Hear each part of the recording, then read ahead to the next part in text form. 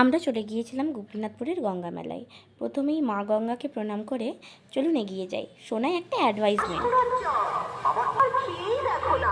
চলো চলো, আরে আরে আরে ওই দিকটায় এসো এসো, এই দেখো কত রকমের চপ, কি দারুণ টেস্টি।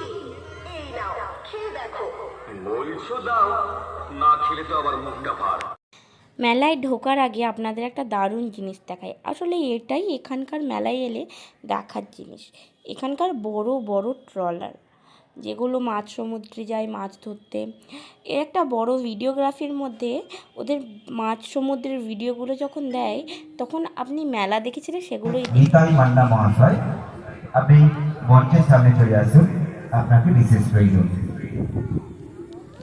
এই যে আমার পাদলু বাবা এসে গেছে। এসেই আগে নবদম্পতি ফটোশ্যুট করতে লেগে গেছে। যাই হোক, নতুন নতুন বিয়ে হয়েছে, ছাড়া যাক। আর এটা হলো অর্পিতার শাশুড়ি মা, মানে কাকিমা। কাকিমা অত্যন্ত ভালো, মনে হয় অর্পিতারই মা। আর এখানে আমরাও কিছু ফটো তুলে নিচ্ছিলাম, আমি, আমার কর্তাবাবু, আমার কন্যা। ঠিক আছে, এবার খাওয়া দাওয়ায় আসা যাক। আমরা মোমো আর ফুচকাও খেয়েছিলাম, তখন খাওয়ার চোটে আর ছবি তোলা হয়নি।